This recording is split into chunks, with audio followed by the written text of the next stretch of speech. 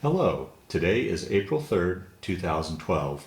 We're meeting today with Mr. William Miller at his home in Fort Collins, Colorado. My name is Brad Hoops. I'm the interviewer for the Northern Colorado Veterans History Project. Welcome, William, or you like to prefer to go by Dwain. I want to thank you today for sitting down to tell your story. Thanks for coming and do this. Let's start out, if we could. Tell us a little bit about yourself, your date of birth, where you were born, a little bit about your family. Okay, I was born at a little place called Moretta, Texas. It's out in the countryside east of San Angelo, Texas, on a farm. And I was born on April 21st, 1929, which was a bad year for my parents because that was starting of the Depression times and the dust storm days. I have had one sister, and she just passed away about 3 years ago. Younger or older? She's 2 years older than Okay. me. And so that there were two families. My mother's name was Brown, and there's a big Brown family, and then my father's name Miller, of course, and a grandfather, and they had a big family. So lots of uncles and aunts and cousins, and all farmers out and ranchers out eastern Tom Green County, San Angelo. So you grew up, spent your life in that area, then went through the school system and such? Went to a small school out in the countryside, and from high school I went to San Angelo College for a couple of years, and then I became 21 years old, and I went off to Alaska and worked for a summer in a gold mine and for the railroad. Oh, exciting. And yeah, it was really exciting, and I never got Alaska out of my system. I keep going back. Well, let me back up before we move ahead with your story. You had mentioned the Depression and the Dust Bowl. Do you have many memories of either one, and how was your family affected by both of these events? Well, the Dust Bowl, I remember that because where we lived, we got dust instead of sandstorms, and the dust would stay in the air for days. And my mom would put wet towels on our faces at night, my sister and I, and because of the dirt that was in the air. And we had a really little cabin in the woods sort of a thing. I think my parents, when they got married, bought this little 2-room shack and moved it onto a small farm that my mother owned, and they gradually built onto that until they finally made a house out of it.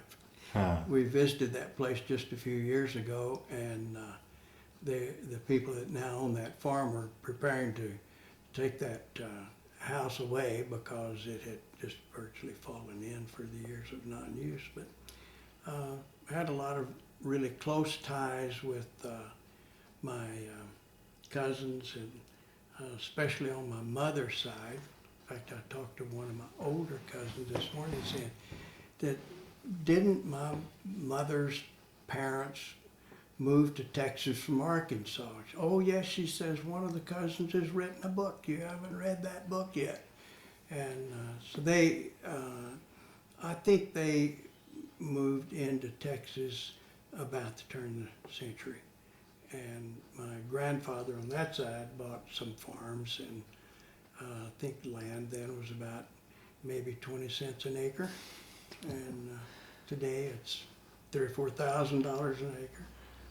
But and on my father's side, those people mostly came from Pennsylvania. They were Pennsylvania Dutch, and they were all farmers, and they settled first in East Texas, east of Dallas, and then some of them moved west out by San Angelo. That's about 300 miles west of Dallas.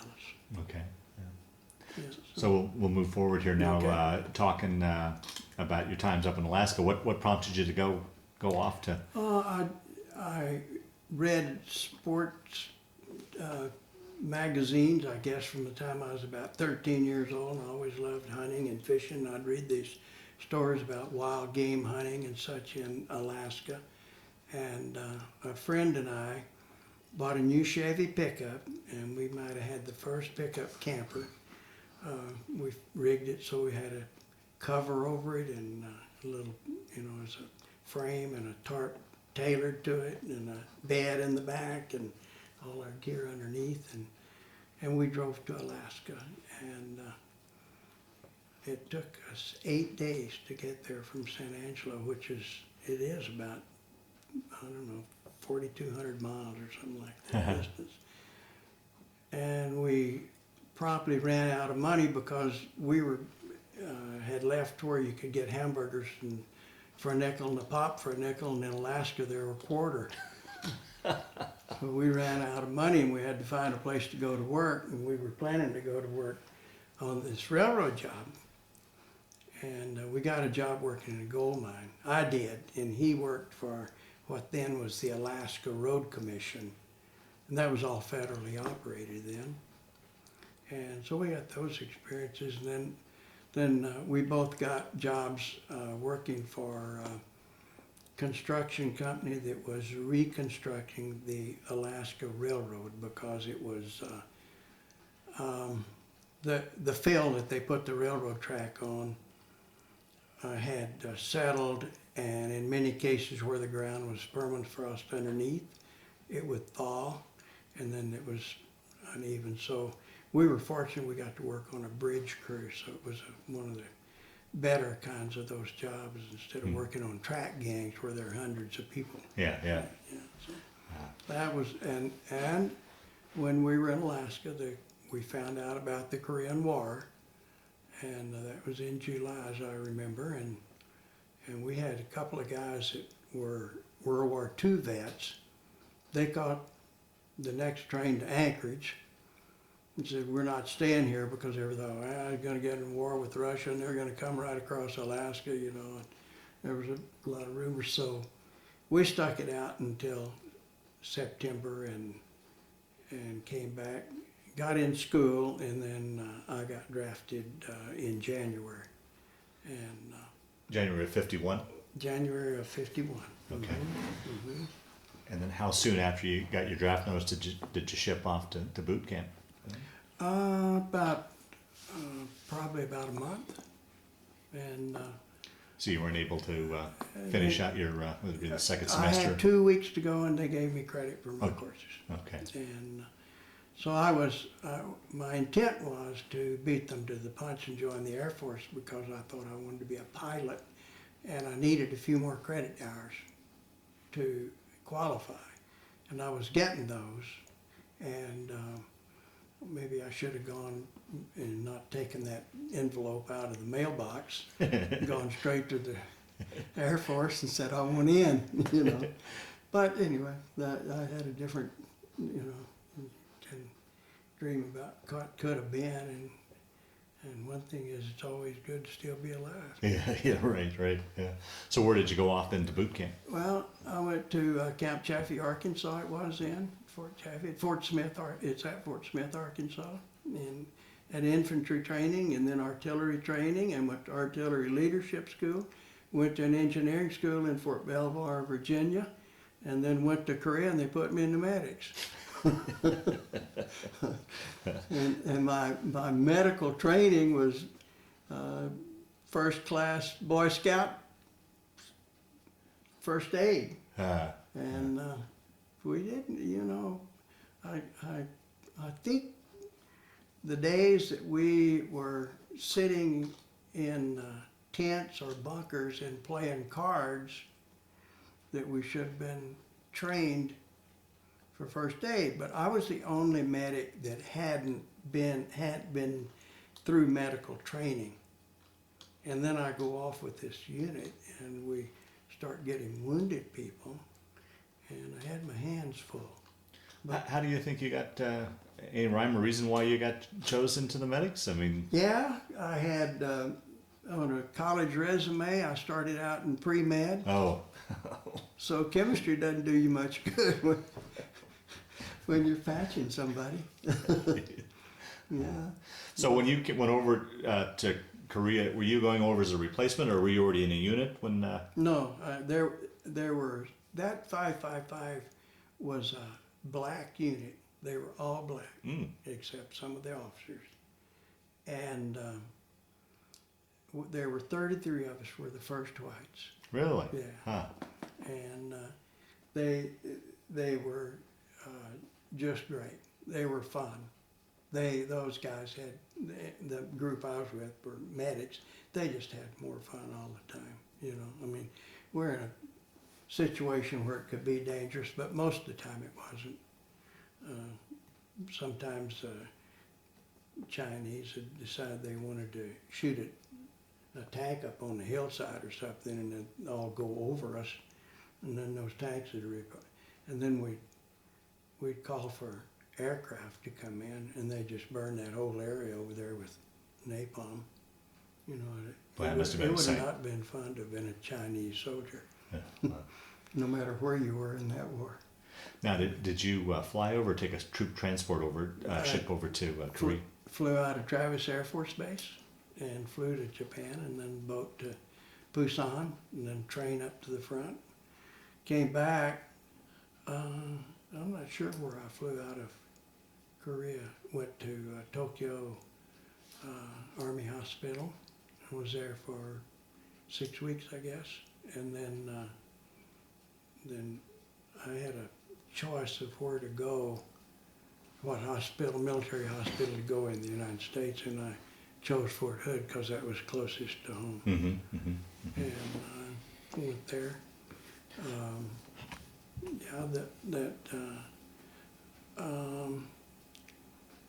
It was not, it wasn't Seoul, because Seoul was pretty close to the front then, and I don't think they had those transport planes, MATs, military air transport.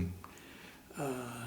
I don't think they were flying into Seoul then. They were further south. Yeongdong-po, that's where I flew out of. So, Place called Yeongdong-po. Roughly when did you land in Korea then? Oh, going over? Yeah. I got to the front in February of 52. 52. Okay. So we About a year after we I had started was. pushing back then at that point, or where were we? Where was the situation? The of the line war? was stable. Okay. I can't imagine. I mean, it was not a difficult situation where we were sitting, and every time anybody, you know, a Chinese person showed his face over there, well, the whole corps artillery would fire where he was, and they kept low. They had to be in trenches all the time, or holes in the cracks, but they didn't return fire very much. I mean, we went to. We were in a fire mission once after I joined that second rocket. Captain Holman was my captain, my CEO. We went into a place at night and got all set up, and infantry in front of us was going to attack a hill, and we set up, and we had sea rations or something for food, but above us, they were being served a hot meal. The infantry was, and when they called for us to fire, somebody gave some wrong elevations, and some of those launchers fired right into our own people. Oh, geez. And they figured something like 128 rounds went into that. Where they were eating, well, of course, when we first time we found out, they were, you know, getting the message to cease fire, and when we find out, dust settled. Only casualty we had is a guy got an arm broken because he was trying to get into a bunker and got his upper arm broken. Huh. But we were so lucky, Yeah. lucky. Yeah. And but then we did a lot of night missions where we'd go and fire at night. And in the situation where I was injured, we were put in this location because our military people learned that the Chinese were going to launch a big attack down this valley. And they had observed that they were gathering over there, and they had equipment. So that had been an artillery position in there. And they moved all that artillery out and put us in this place that was kind of stuck out into that valley, but it was a ridge, and we were behind that ridge. And we had all 12 of our rocket launchers in there. Now, were they mounted on trucks, or how would you guys move around? They were on a trailer-like thing, Okay. and you hooked them to a truck. Oh, okay. So when you fired them, you had to get those trucks out Yeah. of the way. You could put them out in front because you'd fire over them. But in this case, we weren't going to move. We were going to stay there. And of course, once we fired, they knew where we were. And then it was an assault, and they destroyed all of our equipment practically. But the interesting thing was we pulled in there in the evening, and it was a nice evening, and everybody was out, looking around, and they did one of those things like was done in the Civil War, where they marched a lot of people around a mountain and then out of sight, so it looked, and then they picked them, in our case, they picked them up in trucks and took them back around here on the other side of the mountain and let them out again. And they were running all these vehicles and tanks and trucks and everything where the Chinese could see it, and they thought they were packing all this down in where we were, but they really weren't. And then that evening when we got situated, there were bunkers there, big sandbag bunkers that protected you some. And we got in there and then settled, in all this commotion and dust from all that thing around that hill stopped. All at once these tanks came down, the big long line of them. When they showed up, man, they started getting shot at, That evening, our tanks, we heard them start up, and they started down in this valley to our right. And then practically all night long, there was tanks from the other side, and we're sitting up there, and we weren't getting shot at or anything, but we're sitting up there like a amphitheater watching this whole tank battle down there. Wow. It was just lit up by, well, they used a lot of lights that, they'd shoot from behind with a cannon, and they came down on a parachute. They called them Very lights. And that light would light up a lot, but the gunfire would light up, and they were both just, you'd hear them bam, bam, and you'd hear it like it hit something solid and go whong, like a huge .22 bullet or something. Yeah. But the morning came, and it was just a pall of smoke down there and a lot of burning tanks. And I'm sure some of them were ours, some of theirs. But by that time, we were starting to get in, and we weren't observing what was going on with that down there very much. But it was not a mile from us, maybe that far. And so then when we were firing, well, they knew our spot. Mm-hmm. They knew very well who was there. They knew who had been there too, because they knew that those artillery guns had been in there. And Now, why was it the decision to stay? Because you mentioned before we turned on the camera that you guys would go in, shoot off your rockets, and then get right out, so Yeah. not to get hit. Why was the choice made to at that time to stay that time? because we had so much firepower, and they estimated there were 25,000 troops moving down that valley. And our forward observer said after we fired 5 times that we had 5,000 casualties on the ground when the dust cleared. They said it was devastating, and that stopped it. Mm-hmm. It stopped it. But to get to my CO that I liked so much, Yeah. he was not going to have anybody out there in harm's way without him being there. He was there first, and he went up to the forward observation point, and which is the hottest place in the world, Right, because yeah. they shoot that thing. They just keep on shooting at it. And the Chinese overran that. The ROC, Republic of Korea, South Koreans, were the infantry. And when they got charged on, they got overcome. And they retreated, and when they did, they passed over our observation post. And so the Chinese come up and shoot down, and they had this hole where they could go around the corner. So the Chinese shot in there, and then these guys could listen to what was going on, and they could hear them, didn't know what they were saying or anything, but they knew they were there. Well, then shooting started again. They knew that there was an attack from our guys, and then somebody throws a hand grenade, and it was our guys figured the Chinese were there, they throw a hand grenade in there, and so that they didn't get badly hurt, but when it all quit and slowed down, and probably middle of the morning, well, those guys had been recovered down there from their observation point, and the Chinese had quit all their mischief of shooting, and so the captain comes to see me, and he called me Doc. He said, Doc, I got something in my back, and I want you to take it out.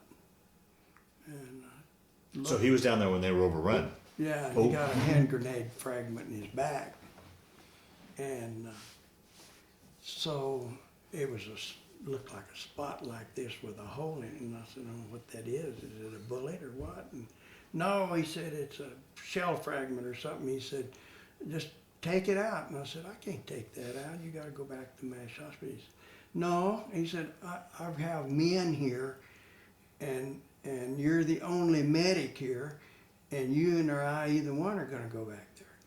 He said, just get your little things and take it out. Well, I had a little pair of what do they call them there? Hemostats, and I stuck it down there. I said, "Guy, you know, I don't have anything to deaden this. I did have morphine, but he didn't want any morphine." Had those little syringes, and so he said, "No, I don't want anything. I got stuff to do now. We're not through with those guys."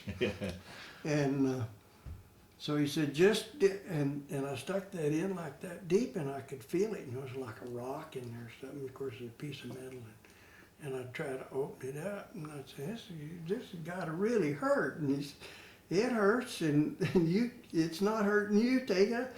So that sort of a conversation, anyway, is the way it was. And I finally got a hold of it, pulled it out, this thing, you know, a little bigger than my little finger like that, and so he said, now the next thing you got to do is get that tag out there. I have never gotten a Purple Heart, and I want the Purple Heart for this. So he got his tag, and I filled it out. And I don't know when he went back, but it was 2 days later that I was injured, and I was pretty much morphined up. And he came to visit me in the MASH hospital. He said, where am I going to find another Boy Scout to take care of my guys? It's the same place you got me, I guess. Go back to 555 and get it. Get the guy. But that was, then from there's not too much to tell, but that was... then we'll back up. Let's dive into this a little bit more. Can you talk a little, if you don't mind talking about what happened and how you got injured and the situation? And well, we had guys that were getting hurt, and our front there with those rocket launchers was maybe 300 yards. They were stacked in there pretty tight, and so I was on one end. We were in a bunker, and people knew where I was. And when somebody get hurt, they'd medic, and I'd run down the line, find out who were, and we didn't have, what could have been an awful lot of really bad injuries. we had bad injuries, you know, I mean, if you lose a foot or part of your hand or something like that, it's bad, but we didn't get guys just blown into Yeah, it. yeah. But I got a call, and it was, somebody said it's down at the other end, and just as I came out of this bunker, I actually saw those three things. They were pretty big, like artillery shells hit the ground right in front of me, and kind of blew me back. And I got a little burn, you know, from something, and the worst I had was a piece of shrapnel that went through the top of my foot and out under my heel.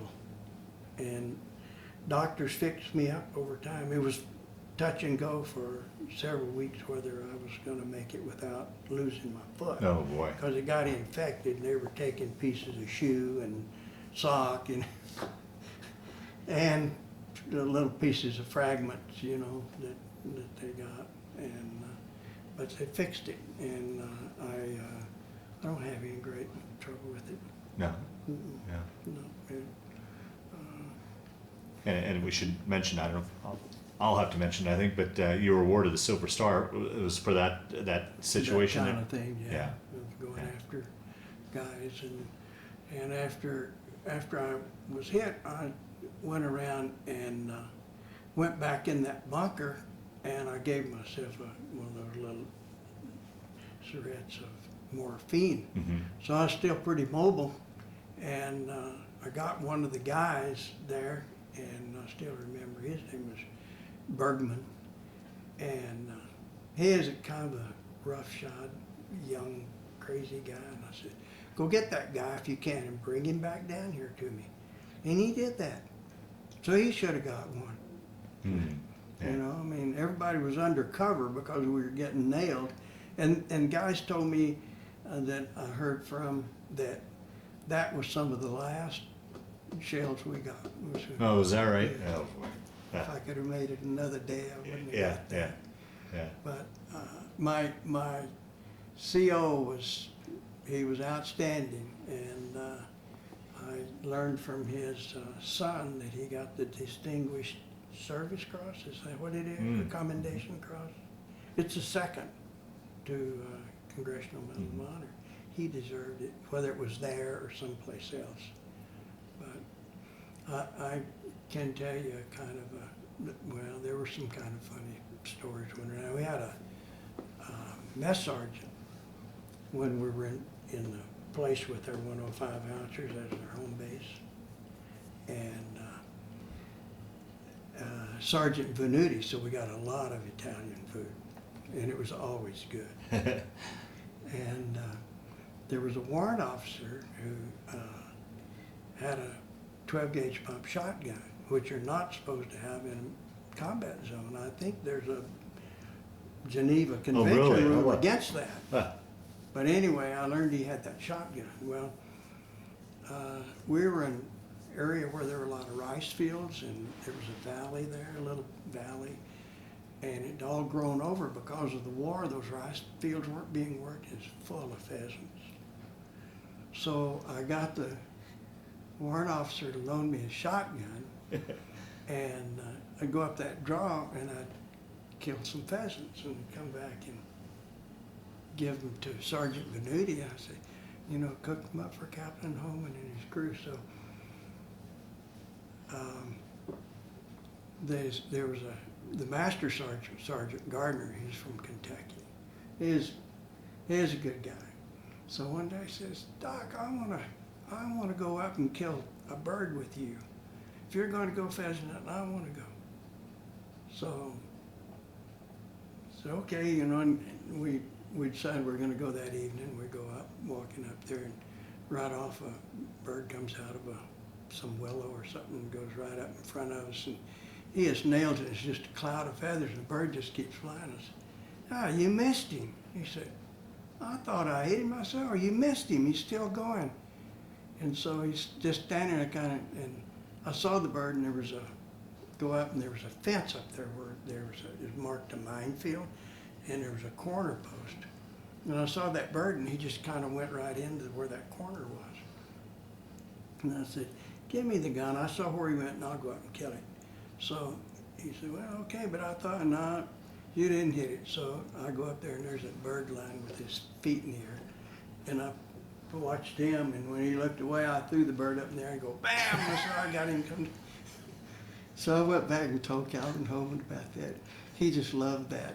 He worked that guy over about, kid, what do we do if the Chinese show up? You can't even hit a bird, you know, point blank range. Then one morning, guys, I had that shotgun, and we were in tents, Sarah and I had that shotgun in a tent. And one morning, just at daylight, one of the guys came over, guy, come out here, you know. And I heard that pheasant crying, and he was on the barrel of one of those 105 howitzers. And so I shot him. Jeez, you'd have thought I shot that captain in the heart. He comes, he says, after he chewed me out in front of everybody, but, you don't shoot my guns, you know. And so then he says, come over here. So I said, he said, I had to do that to you so other people wouldn't be trying to do the same thing. He said, we're supposed to take care of it. So he was half apologetic about it. And there's another kind of funny thing was, he one day he said, I want you to get a detail and go move the officer's latrine. Well, the officer's latrine was a box about 3 foot by 3 foot with a hole in it. Didn't have a screen around it or anything. And I don't know who put it there, it wasn't me, but it was right by the trail where people passed back and forth going to the mess hall or, the mess tent or what. And he says, come here, when I was going for breakfast, come over here. He said, get you a detail. I want you to move that officer's latrine. And I said, well, okay, where you want to put it? He said, I don't care where you put it, but get away from that trail. He said, that damn MacDonald, he said, he comes by this morning and salutes me while sitting on the top. That's most of my stories there. Yeah. Well, let's back up. I want to ask you, you started out with the 555 and then moved to the 2nd Rocket Battery. Can you tell that story of how that transpired? Well, our medical detachment was with the headquarters battery of 555. 3 gun batteries, and 1 headquarters battery took care of business, and the mechanical equipment, the trucks and so forth, is all cared for back in that area. We were behind the guns, not very far, 200 yards maybe. The 2nd Rocket shows up, and they didn't have a medic. And so the captain came over and asked our doctor if there was a medic that he could have because he needed a medic. And the doctor asked me if I'd like to go, and I said, yeah, okay, I'll do that. So that's the way I got my foot in the mix. But after I'd been there 2 or 3 days, I asked the guy, I said, well, what'd you guys do without a medic? And they said, well, we had a medic. I said, well, what happened to him? I said, well, he got killed. Got killed 3 days ago. Oh, geez. Nobody told me that. Yeah, right, yeah. Oh, boy. Yeah. But they were one of the hot outfits on the whole front when the line was stationary, because they'd go out and unload, and the standard procedure was usually go in there and get set up in the dark, and then it would be early morning when we'd fire, and you'd fire 3 times, and then the trucks would run in behind those things, and guys would grab and come onto their truck, and everybody better be on the truck because we're getting out of there. And sometimes we'd be down the road a little way, and you just right where we'd been, because they knew they knew where those spots were by then, you know. Yeah. Because it had been a few months that line had been pretty stable. I can't imagine what it'd be like if you're even running forward. I mean, if you're in something like that, you're running, you'd rather be running into them instead of having them chasing you. Yeah. I've always thought, boy, I never was in one of those and don't want to be. That, you know, in World War II, it was all totally that. Yeah. You were full speed ahead or full speed in reverse, and no fun. Yeah. I'm a little bit opposed to what we're doing in Afghanistan, Iraq. I just think we can't win. Yeah. We're just spinning our wheels, and we could leave today and it wouldn't be any better than it would be if we stayed one more day or 10 more years. Well, now, did you have any sort of feeling like that when you were in Korea or afterwards? Or No. and now that you have time to look back on that Yeah. war, what are your thoughts then and as compared to now? And Yeah, I didn't want to, you know, I wasn't too big on going. I got drafted, yeah, but I have never felt that it wasn't necessary in that Okay. case. And having read a lot of history, now I know, you know, that, yeah, we shouldn't have been in that war. We should have never let Russia take over half of that country. You know, at the end of World War II. yeah. Russia, the wars, we've already whipped up on the Japanese and they're ready to fold, and they run out there on their transcontinental train and unload a bunch of gear and declare war on Japan, and then they want the booty. Yeah. You know, and we gave it to them. Yeah. So that was not a brilliant deal. I mean, we cut that country in half, and it'll never, well, it might get back together, but not with the administrations they both have today. Right. Well, But well, one question I want to ask, I'll ask it now since we're kind of on the topic. I usually wait till the end. I mean, there was been a lot said about World War II and a lot emphasis on the Vietnam War, but the Korean War it's been the forgotten war. And as a veteran, what are your thoughts on that? Well, I don't know that it's forgotten. It wasn't, you know, it was a afterthought sort of a thing for people after World War II because it was such a bad and thing. And I think most people that haven't read history of that Korean War never thought there was much to that, you know. And then I guess it's maybe the same with Vietnam, that I never had a attitude about Vietnam being a necessary war. You know, I always thought we shouldn't have fooled with that. We try to police the world, but I read quite a few books about the Korean War, and that was a very bad war before I got there. Mm-hmm. You know, and that 555 Artillery Battalion, the whole thing got wiped out. There was just enough people left that they re-outfitted it. They lost all their equipment, everything, in that perimeter around Daegu, that southeast perimeter. And that was something I didn't know about when I was there. Mm. You know, matter of fact, when I got there, I thought they had just arrived short time before that from Fort Sill, but not true. A lot of the people did arrive later, but that battalion was right in the thick of it, and they lost nearly all their people. Mm. And well, I think weren't there about 45,000 people, our troops killed in Korea? I think that's true. But there's some pretty good books now that, and I looked for this book. I bought, it was a kind of a Korean War picture book, and I bought it because I was looking at it, and it showed the second rocket battery firing, and it was at night before I was wounded the next day. Is that right? Yeah. The date of it.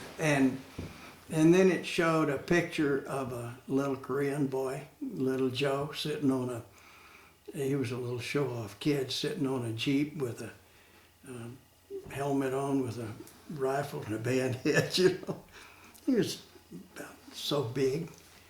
And he was our tent boy when I was with the medics, the 555. I'll be darned. And in there it says he's with the 75th Artillery, or 75th Division, I guess is what it was, wasn't it? Yeah. And the 55 was a part of that division. Attached to it. Mm-hmm.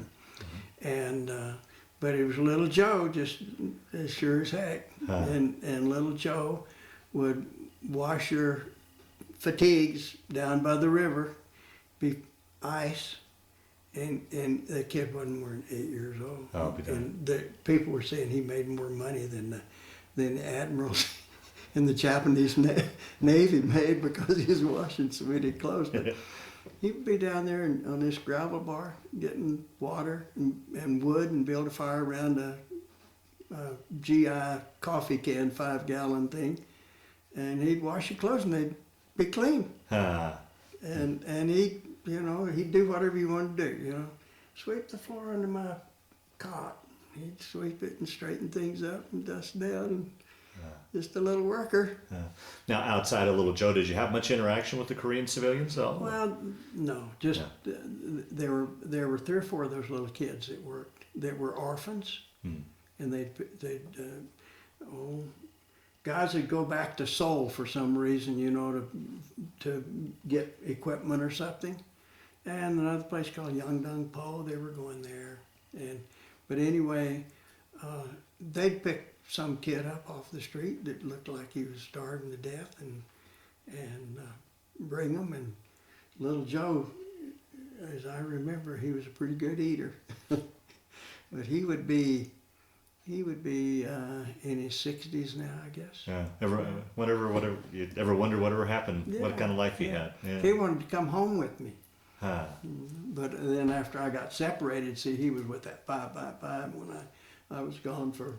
I was just with them only about a month. That rocket launcher outfit, about a month, and yeah, I never saw him. I was surprised to see that picture of him, but I knew who it was without the name. I'll be darned. Yeah. So when you guys, you'd go up to the front, do your business, and go back to a camp? I mean, or would you camp? What were your? I guess talk a little bit about your living conditions and such. Well, where we were in our home base was where those 105 howitzers were. And when we'd go on a firing mission, well, we'd have a convoy of trucks pulling the launchers, and they'd all have the ammo in there. And as I said, we'd travel at night a lot with blackout lights, and we'd set up fire, and then we'd just go back to work. And at that 105 place, we had some bunkers, but mostly what we had was holes with sandbags around them. And if we were getting fired on, we'd just get in those holes. But we had little tents that were, well, some of them were GI kind of company tents, but then the others were smaller tents and they'd have a couple of beds in there and have sandbags around them. But that was home base. Pretty much. But when we went into that one spot to stay, that had been an artillery unit in there, and with probably 105 howitzers or 105 or 15, and they had built these big bunkers in there, and they could each one of them maybe hold 20 people. But they made you feel pretty safe. They got a direct hit with one of those shells. Well, I don't know what had happened, but it wouldn't have been good. You know, come through the top of it. Yeah, maybe. right. But they must have had maybe 4 or 5 feet of sandbags on top of those. That may or may not be enough. You know. Were you able to? I mean, I know the Korean weather was notoriously hot in summer, notoriously cold in winter. With your living conditions, were you comfortable enough? I mean, we with the 155, we were in tents there, and we just had an oil stove in there. you know, one oil stove, and I think all the enlisted men stayed in that one tent, as I remember, about a dozen. And you know, when we did move a couple times. When we moved, well, then we usually have a dirt floor, but we would. They had those all those pads that they brought ammo in on, and they were just like boxes. And we get those, and then we just build a floor in there, just be a wooden floor. And yeah, we had a place where we could get beer. And if you went back to the MASH hospital, we'd do that every day if we had guys that need to go back for sick call. Well, you could go back there, and for $1 you could buy a bag of beer, and it would be broken cases, and there'd be all different kinds of beer in that bag, but it'd be a bag that you could hardly lift. Well, I decided probably what was going on with that beer was that I think if you bought a case, it was about $1. It wasn't much, might have been 50 cents, but it wasn't much. But I think what's going on is that a lot of those boxes weren't broke accidentally. They would break them and put them in bags so they could sell those for $1 or 50 cents or whatever. So we'd had all the beer we wanted, and the guys would come and chip in, you know, we'd go down, we'd bring back a couple of bags of beer and put it outside our tent, and they'd come and get it, and then they'd give you a dime or 20 cents or whatever. It was nothing, you know, but you could have enough money in a pot to go buy another bag. Well, we decided that we had this board floor, and we decided that we were going to dig a hole and put our beer in we had these ammo boxes, were about this long, I guess, and square and about so deep. And we're going to put this ammo box in there, and we could put the beer in it and get cooler. Well, we dig a hole in there, and lo and behold, we get about so deep, and it just fills up with like almost ice cold water. I mean, here we're the medics. Well, no better. You know, you could kill yourself drinking something that came out of a rice pan. Yeah, right, yeah. But we had ice cold beer. And so guys they found out about it, and they were digging all over trying to get that cold water, and we were the only. So they'd bring their beer over, and they want to leave a 6-pack, and say, okay, you can leave 6-pack in, you can take 4 out. We get to beer. And they were always fussing about that, you know, about us cheating them on the beer. Well, a couple of priests would come down every once in a while. They learned we had cold beer. They couldn't get cold beer because they back there, you know, 5 miles back somewhere probably most of the time. And so they'd come in and raid our beer thing, and that was all kind of a joke. Everybody got a kick out of that cold beer we had. You could get once in a while, like once a month, you could get a day and a night to go back to a recreation area at the back, at the rear. And they had a bar back there, and I had pool tables and things. It was maybe 10 miles back someplace where I went to one once. It was the only time I ever went, but it was a kind of a treat to find a cold beer. Actually, I had never really liked beer very much, but they had these crackers that were only the military would have crackers like this, so square and that thick. And I learned to drink beer eating those crackers. Slits or Pabst beer, that's what most of it was. Well, along the lines of those crackers, what was the food like? Talk a little bit about your food. And Our food, most places, was very good, and I can complain about that. It was good.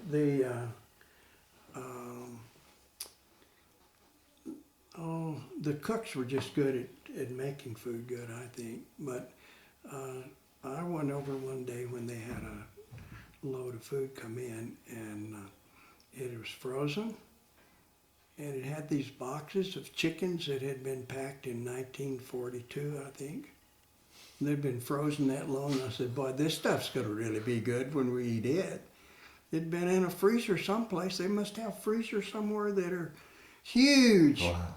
to keep that stuff. And why did they keep it that long or not give it away or something? But that's what it said. You know, it had the month and the year on it. And so I guess we got a lot of food that had been frozen for like that. Now they get that from the United States somewhere to a ship somewhere to Busan, Korea, and then on the railroad.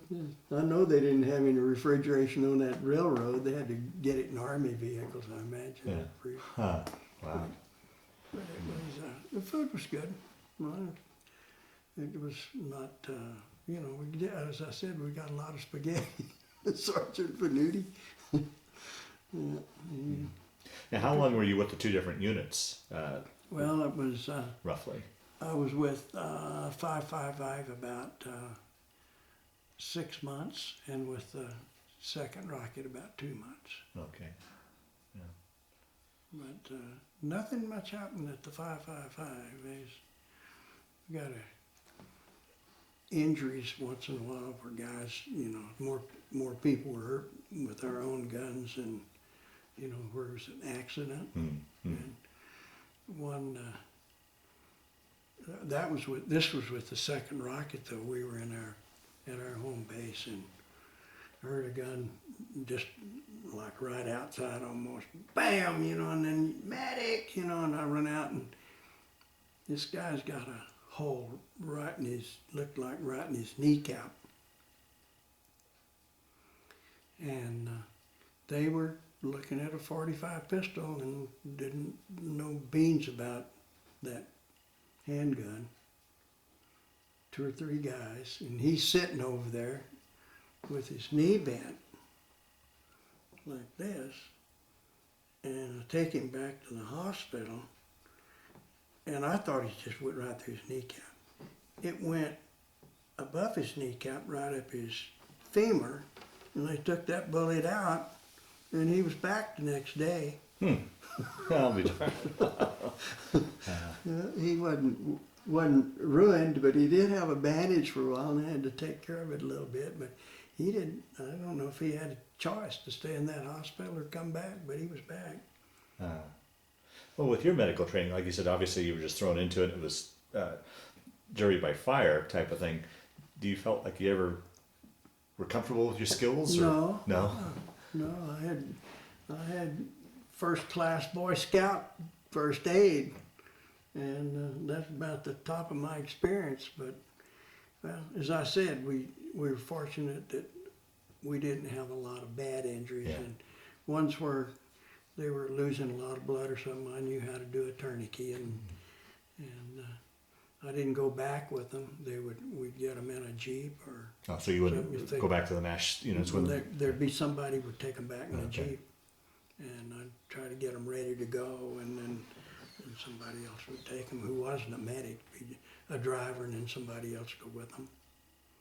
But and we had those litters that went on the back of a Jeep crossways. And we had a few times when we put guys on those but if you gave them a shot of morphine, it took care of that pain for quite a while, and they wouldn't be thrashing around, and maybe you strapped them in anyway. But here's Well, talk a little bit about communications. I mean, in today's world, we've got instant cell phones and internet and such. What was it like, to those that will watch this, what was communications like back in the 50s? They would run a telephone line on the ground off a spool behind a vehicle, run it right down, and they'd run along and kick it off in the ditch. And then sometimes, you know, like when you're getting fired on, well, somehow if it hit that line or hit close to it or something, it would cut that line, and we'd be out of business for communications. And that's what our signal corps guys did, is they would, And one bad night when Captain and his crew were in the observation post, they lost communication with them. But that was a lot of, I mean, like solid firing stuff back and forth up there, so that was no surprise. But sometimes it would be broken down up the road somewhere, and never knew if somebody did it, you know, like those Koreans were everywhere, you didn't know one from the other. And we had an incident one day where this was when we were with those 105 howitzers, that an airplane circled around, and we had an airstrip up behind, and we had an observation plane that flew in and out of there, but didn't see it very much, but they'd call for it. And this plane went around, and then it landed on that strip, and then we started getting artillery or mortar fire or something. Anyway, it was coming, and you know, it was pretty accurate. They usually what had happened, they'd shoot over you, and then if they shot short, then you better be finding the place we were in. So somebody, one of the lieutenants, I admired him too. He wasn't afraid to stick his head out of the hole. He ran out there and got this little compass thing on a tripod, and I don't know what he was thinking he was trying to do. He got right in one of those holes, and he was, I guess he was trying to get direction on where that shell came from. And so he noticed that airplane was sitting up on the runway and the engine was running on it. And so he and another guy got in a Jeep and had to go around and to come up to the airstrip. And the plane had taxied back down to the other end. And so when they came in sight, the airplane started taking off. And they got close enough to run alongside and said those were Chinese or Koreans, somebody in that airplane. It wasn't ours, and they flew back over the line. And they never came back. That plane never did that again, but they were the guys that were the culprits on our. Wow. And I never knew that this was a true story, but the guys claimed once that they were getting fired on, and I wasn't with them then. And they sent some people up, they suspected because it was so accurate that there was somebody behind them. And they sent a patrol up there on the hillside, and they were able to spot that guy. And he had a thing that was kind of like a bicycle, and he would crank it to make electricity to, and a little thing he could put on his back, and he was calling fire in, and they got him. But I heard that story. Was there much of an issue like there was in Vietnam and today's present wars we're in, where you weren't quite sure who the enemy was? There was really... Yeah, I guess that one incident when we got overrun that time. You know, we didn't, but our outpost did. And we did get, that night, we were in a bunker, and there's half a dozen of us in there, I guess, and had a candle, and a Chinese guy ran through the door into the bunker. And he looked like a little 15-year-old kid. Of course, they're little anyway. Yeah, he might have been 30, but he looked like a little kid to me. And he had a rifle, and everybody just kind of looked and said, "I can't believe this," you know. And we're sorry. And one guy jumped up, right, came to his senses. That guy's not ours. Jumped up and grabbed him and took the gun away from him. Well, the guy didn't put up a fight at all. He was scared. He was out there, and he was getting the same stuff out there that our guys were getting that were out there. And he wanted you out of it. And I don't even remember what happened the next day. I guess they took him back to to the rear. Wow. But he'd wandered out from his group or something, because we didn't have a whole bunch of people come into us. We didn't do it.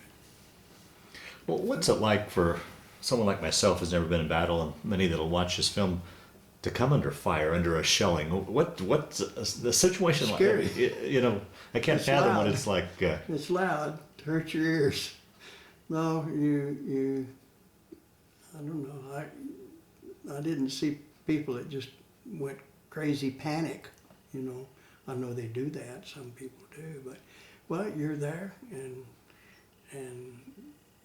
most of the people I was with, I guess everybody I'd have to say, had a job to do, and they did it. And yeah, it's noisy and scary, and they hit a pile of our rockets one night when it was so bad, and the thing started going off, and I guess they were setting each other off. I don't know, but they're all stacked on the ground, and they on the back of those things, there's if you look at the back of it, it looks kind of like a fan, so that when they're fired,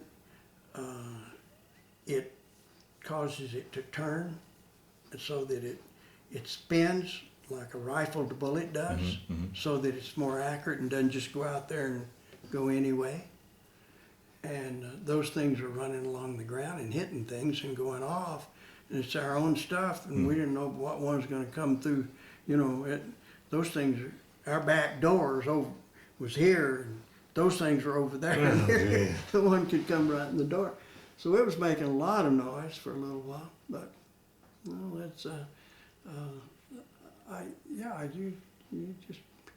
you do a lot of talking to the men upstairs. Yeah. Get me out of this, and I'll do all these things. I won't do those things I was doing either. But then you do forget. Thank goodness.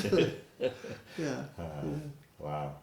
And getting back to an earlier question as far as communications, talk a little bit about personally from communications to and fro from home. Yeah, we got mail almost every day. Yeah.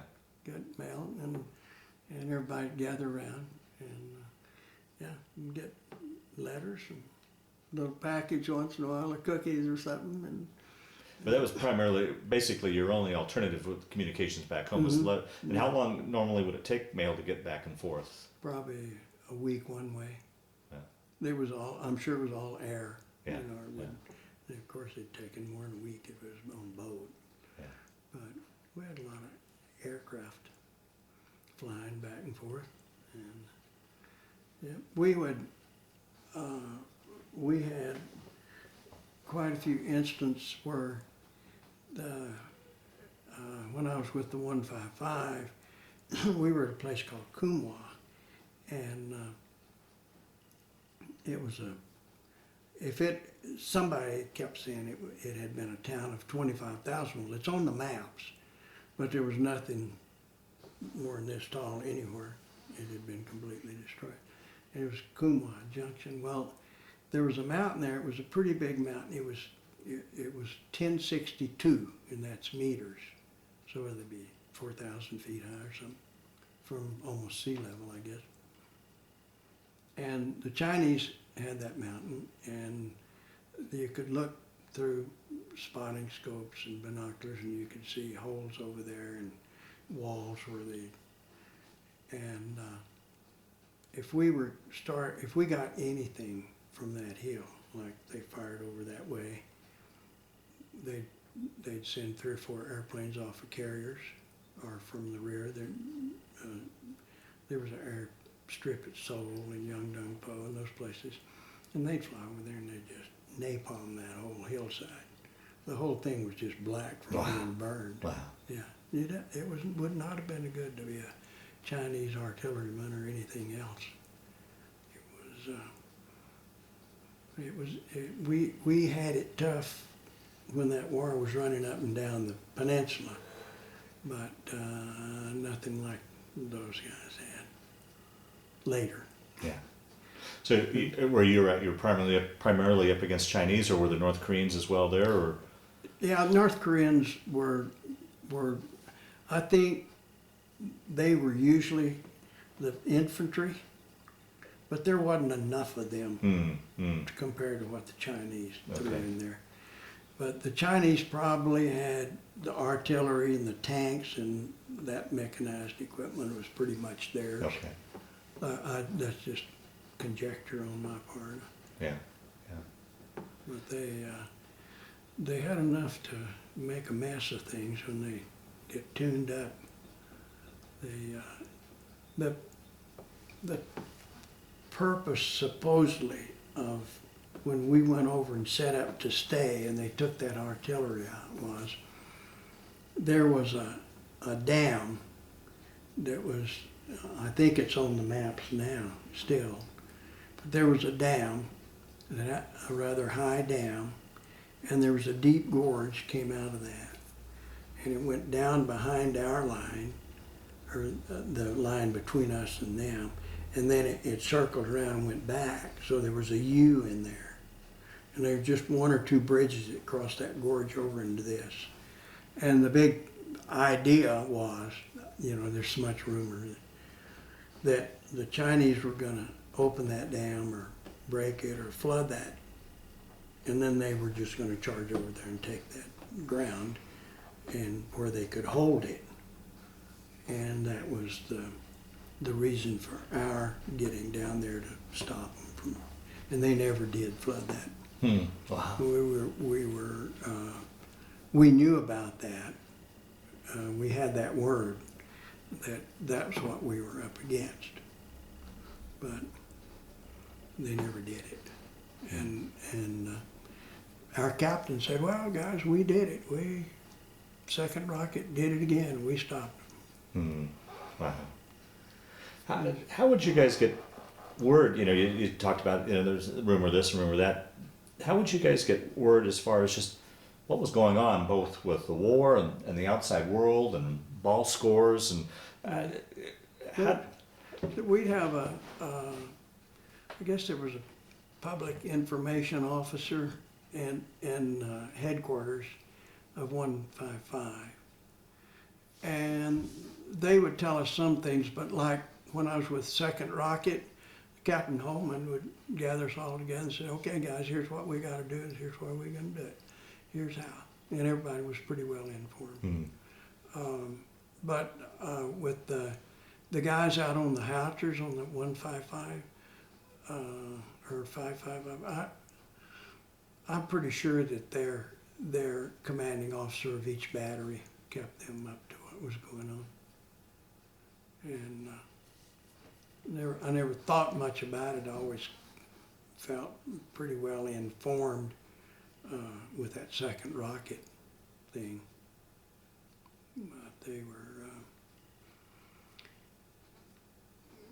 were best we had, I think, was those artillery units that, you know, 155s and 105s. They had big guns too in the back that were 8-inch. It's big, and cost a fortune just to shoot those things one time, you know. And I don't think they do any more damage than a smaller gun closer to them. You know, we were more accurate than they were, I think. One incident, I had that little 8mm camera, and we were going back to the rear where we could take showers. We'd take a shower once a week. We'd go back, and so in going back there, I think a battery of those long toms was probably 4 guns.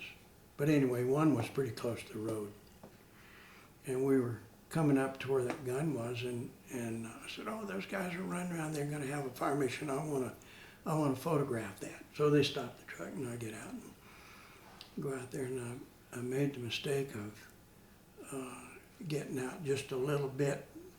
I was out 50 feet from it probably, but instead of being behind the muzzle, I must have been out here a little bit, and the concussion for that thing gave me a black eye. I had my camera. Gave me a black eye. Just push the camera back into your. Yeah, that's a big jolt. Yeah. But there was no issue with you having a camera as far as. No. Oh, okay. Yeah. You know, Yeah. I took a lot of pictures, and as I said, I'll always regret I didn't take pictures of like people around, you know, the mess halls and places like that. And people pictures. Yeah. I always took pictures of guns firing and things. Yeah. Tanks coming by, you know, and they'd be. Well, and then of course you being on the wrong side of the camera probably weren't in a lot of pictures either. No, Yeah. not in Yeah. any of them hardly. Yeah. Yeah. So when were you injured then? What was It was October the 9th in 52. 52? So it was before the armistice then. So Yeah, Yeah. that was, what, 2 or 3 months later, I think. When was it? Was it in May later? I think so. May Yeah. the next year. Yeah. Yeah. Yeah, so it was 6 months almost. Yeah. So then you were injured, evacuated to the back hospital, and then flown to Japan. Mm-hmm. Okay. I was in Tokyo General Hospital for about 6 weeks, I think. Wow.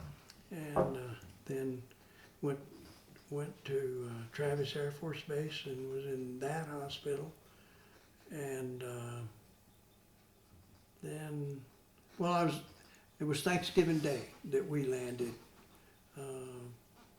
Well, we didn't land at Travis Air Force Base because we couldn't. It was fogged in, and we landed down south there at Bakersfield, and waited for the fog to lift. But we were served Thanksgiving dinner on that airplane while we were waiting to get to Travis, and then just 2 or 3 days later, I got to Brooks Army Hospital at San Antonio, and then they flew me from there up to Fort Hood. Hmm. Yeah.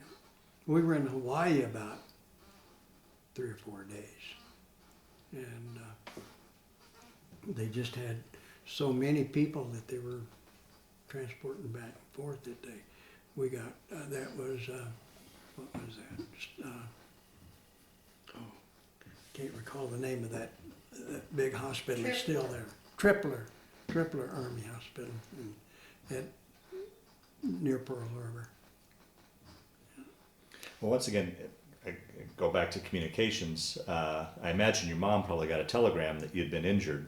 She did. And did she ever talk about what that was? I mean, Yeah, I had a copy of that telegram. I don't think I have it anymore, but I got to where was it? Maybe it was Tokyo. I called. I was able to call home, okay. Oh, good. and I called before they got that telegram. Oh, really? Oh, okay. Oh, good. Yeah, and I said, "You're going to get a telegram," and it says I'm injured, and I am, but I'm doing okay, or something like that. Uh-huh. You know, I just had a minute to talk, Yeah. and then but then that telegram they got was that I was seriously injured and such and such. It wasn't very long, but it Yeah. Yeah, enough to scare her probably if you Yeah, hadn't yeah. gotten that phone call in. Yeah. Mm-hmm. And then how long were you in Fort Hood before you were finally discharged? I was discharged on July the 16th of 53. So I was in one hospital or another for would be 3 and 6, 8 months, 9 months, something like that. Yeah. Wow. Yeah. But when I was at Fort Hood, after I'd been there for a while, I could, they had a cast on me so I could drive, because that was the only really serious thing I had was that foot. I had other little pieces of maybe like gravel or, pieces of metal or gravel or something that had to be picked out over time. Get a little infected. And Yeah. don't even have any scars much from that anymore. But, it's never really given you troubles at all? Oh, good. No, my doctor at Fort Hood did a pretty good job of fixing me up. The reason I was in the hospital so long as it kept getting infected. And every time you get infected, well, there's a big dangerous problem, or dangers on there. And he said you know, they took a piece of bone off my hip and did some bone grafts in my foot. And he said, you know, when you get in your 60s or 70s, you're going to probably have a lot of like problems with arthritis in that. That's probably that's probably when your real problems are going to show up. I'm going to be 83 in a couple of weeks, and that's no problem. I'll be darned. Not anything to complain about. That my toes don't bend very well, but you know, I've done things like climb Long Peak and you know, Yeah. hunted elk and goats and sheep and everything else. Yeah. Well, let's move forward then, and we'll start to wind down this interview. But let's talk a little bit about your post-war life, a little bit what you did as far as career and family, and then we'll zero her down. Yeah. When I got back, I went to school to Texas Tech, and I was in a park administration and horticulture program, and I worked summers in Yellowstone Park as a park ranger, and I met my wife, who's from Montana, in Yellowstone Park, and that's a communication thing right there. Was the way we met was that our telephone, the Park Service telephone, was out of service. She worked over in the hotel thing, and she could come over and bring me a message. And then we went fishing together a few times. But, and on the 4th of July, we went to the rodeo in, where, Doris? Red Lodge, Montana. But I worked in the post office some while I was going to Texas Tech, and then I had a job on the campus, and I then went to Indiana University and got a master's degree. I did all that on the GI Bill. And then Doris and I got married in '56 when I graduated from Tech, and she went to Indiana University with me. And then we started having kids. We had 3 boys and 1 girl, and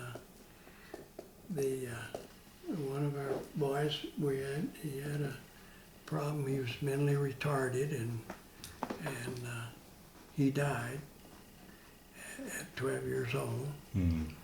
And I got my job from Indiana University. I got a job in Orange, Texas, which is on the Gulf Coast, far south and east as you can go in Texas, across the river from Louisiana. And I was a park and recreation for that city for 3 years.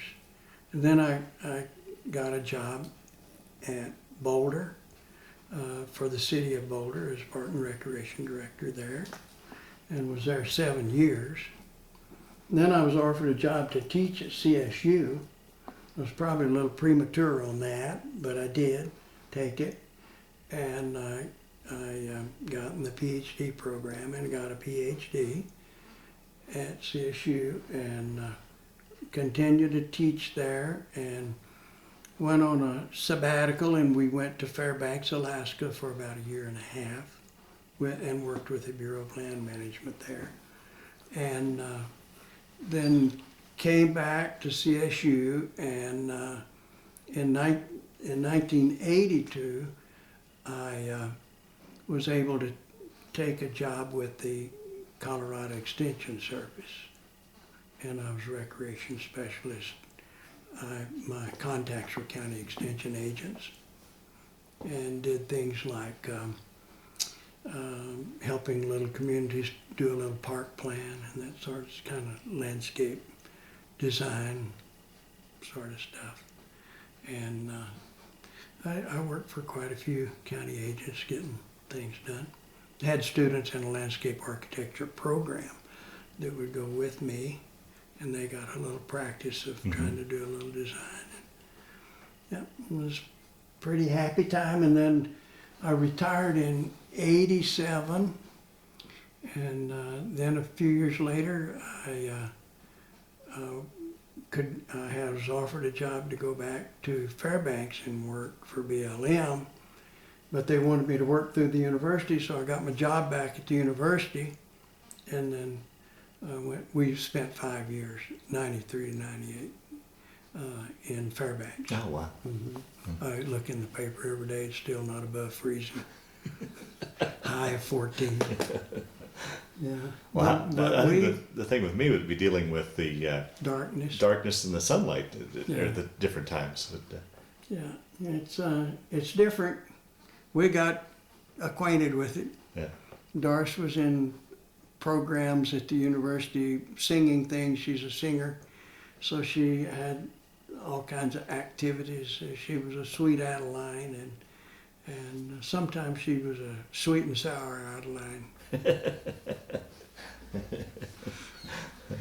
But she enjoyed the time up there, and so then and she worked at the university too, and so we both retired.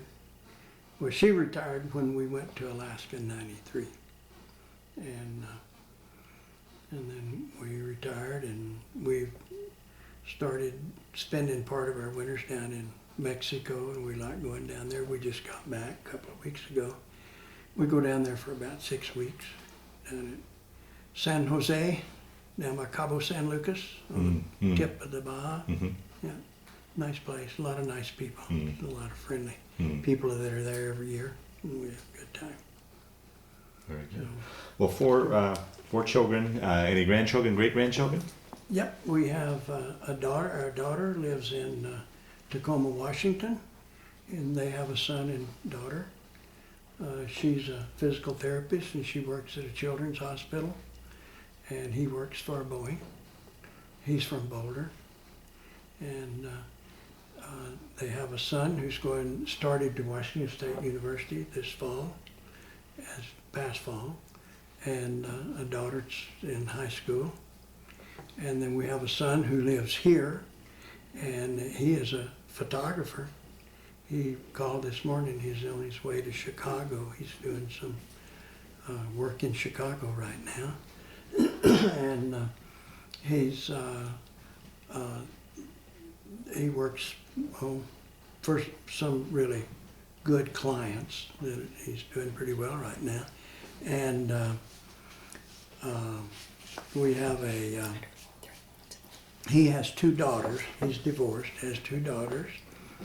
And we have another son who is a golf course architect, and he and his wife lived in Hawaii for 8 years, and then they moved back to Seattle, and they got a divorce, and he's remarried, and he lives down in Nevada now with his new wife.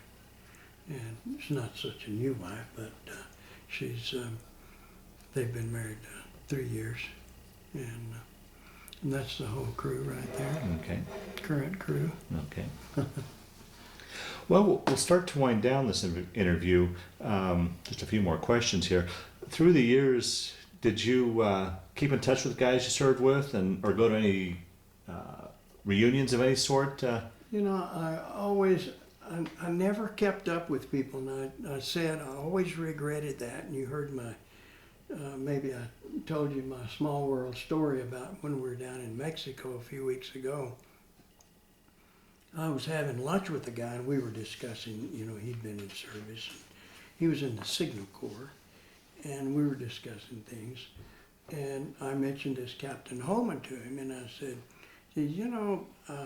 I've always regretted I didn't keep up with that guy. I said, he came back to see me at the hospital in Korea, and he wrote me, and I wrote him, and at some point along the line, either I didn't answer him, he didn't answer me, and just lost contact. He was from Orlando, Florida. I go home that night and look at my computer, and I have a message from David Holman, his son, and said he was trying to find someone that served with his father in the 2nd Rocket Field Artillery Battalion. And I had mentioned more than once that I regretted that I hadn't kept up with Captain Holman, but I don't think I'd mentioned anything like that for maybe a few years. Yeah. Wow. But anyway, it's good to hear from him, and that's a picture of him, his father and his mother with the general presenting the medal. And then this picture of a night firing of those rockets, and that's probably was at the same time I was there. And that somebody else got some pictures of that.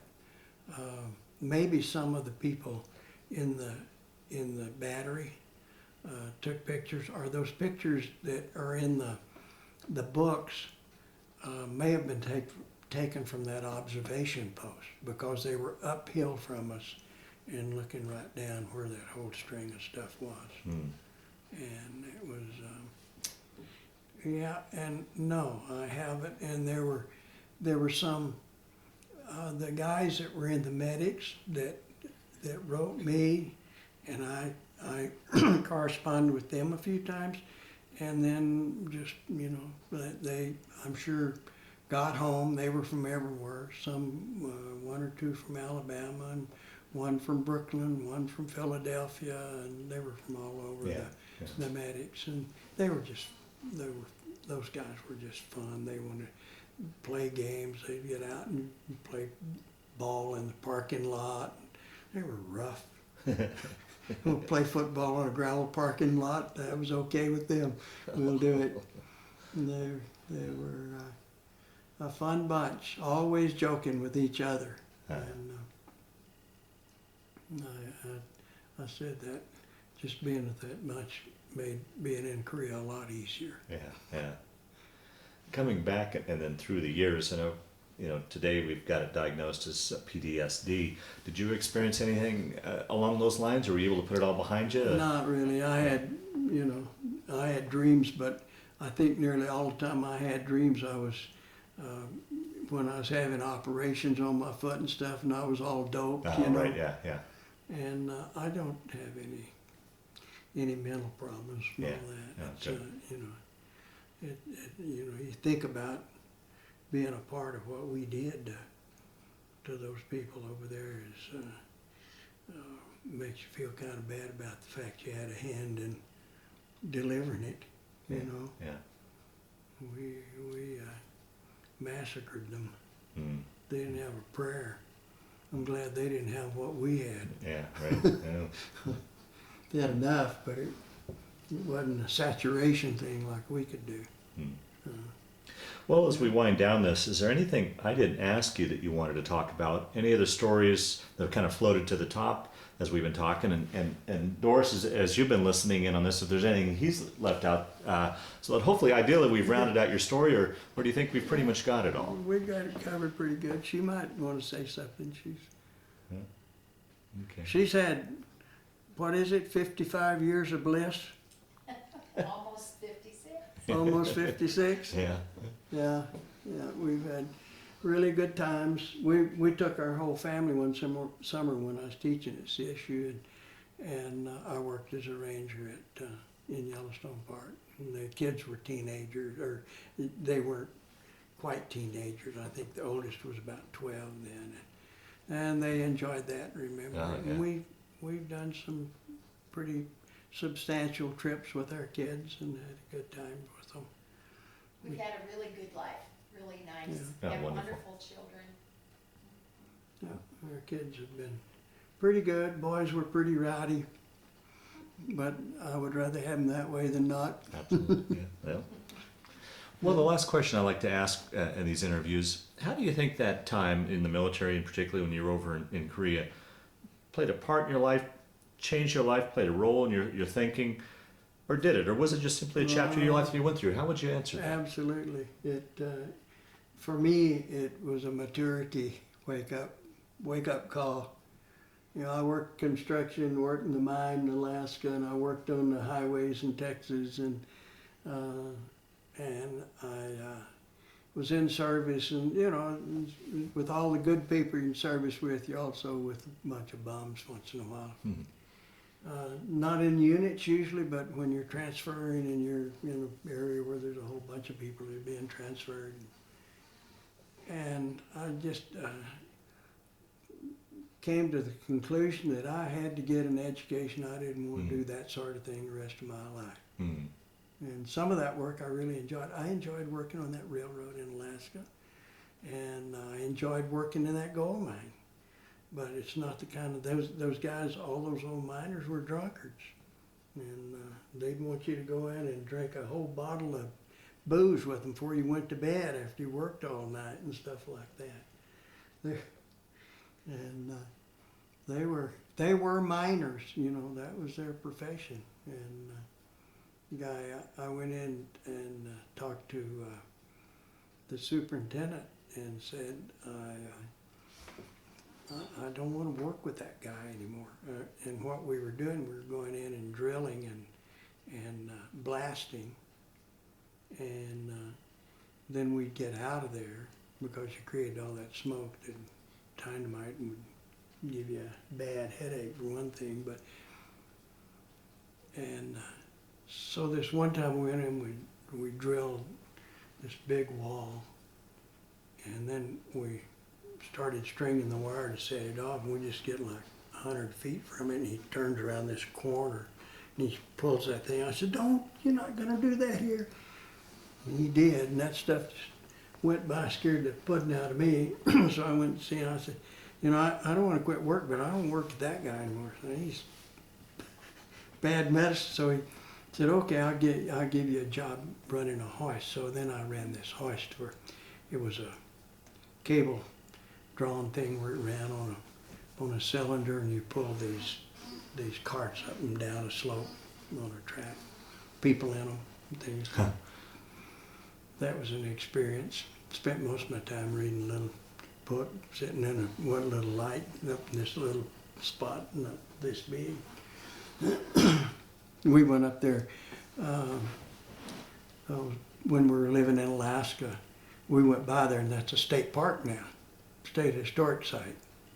And it's really a nice, it's Independence Gold Mine. If you go to Anchorage, you haven't been there, it's across Cook Inlet over by Wasilla. You know, you've heard of Wasilla. Yeah. Yep, it's up the mountain from Wasilla. Beautiful, beautiful place up there. Wow. And they have a little visitor center up there, and all the pictures of the old miners that I worked with. I'll be there. Didn't find a picture of myself because I wasn't there long to get my picture. I worked 6 weeks in there. Yeah. That was enough. It was a mucking job. Yeah. Ever have a chance or any desire to go back to Korea since? No, never had a chance to, and I wouldn't mind going back and seeing it. We were on a cruise, and we went down for lunch one day in the dining area. And so the maitre d' sat us with a couple and their daughter. And so happened there's a guy from Garland, Texas, and he was had been a pilot off of an aircraft carrier. And we got to visit him, and he was one that flew plane and bombed 1062 when we were there. I'll be darned. Another small world story. Yeah. And I mentioned that one time these 3 planes came and they dropped their stuff and went behind the hill, and when they came up on the other side, one of them was on fire, and he said that was my right wingman, and he died. Wow. Yeah. So, yeah. You know, there is one thing that hearing you talk, when you asked about the war, the Korean War, and how it... Closer. Just come closer here where we can hear you. Okay. Yeah. About the Korean War and how the status as far as the war goes. And for me at home, I didn't know Dwain in those days, but I remember my folks saying, they were so close after the Second World War, and we were so glad that was behind us and all. And no one wanted to admit that this was a war, so they called it a police action, always. And so that might be part of the reason that it never really got the recognition too, because they wanted to forget it. They didn't even want it to be there at all. Yeah. So. Well, that was a little different era than the Vietnam War, because the Vietnam War, there was all kinds of objections and riots Yeah, and, yeah. and a lot of drug dealing times Right. or drug taking times, and people were, it was a different population in the United States. And we probably really did not support the people of that war like we should have. I think they, you know, they had every right to complain after they went over there, and they came back, and especially landing probably in San Francisco, and people were jeering them and shaming them and Yeah. so forth, and there wasn't, you know, there wasn't anything that they could do about it. They were, most of them were drafted into that. Yeah, yeah, yeah. And, yeah, but it's sad that we can't get along, Yeah. and we can't change the world, no matter how much we try. Well, Dwayne, I want to thank you for sitting down to tell your story today, but just as important, I want to thank you for your service to our country. Oh, well, thank you, and thanks for doing it.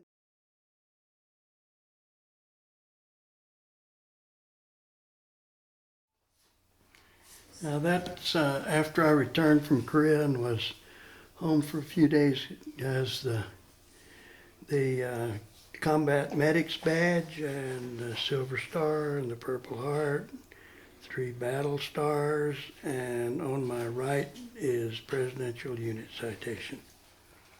That's at my grandparents' home when I was home from service for a few days en route to Korea. That's a picture of member, the guy with the hat was member of Spike Jones' band, with a lady who's a movie star, and I can't tell you who it is, and they put the quarters in the telephone for me to call home. So they gave me a call to my mom and dad. That's a picture of General Doan presenting the Silver Star to me in the Fort Hood Hospital. And this here is your citation for your Silver Star.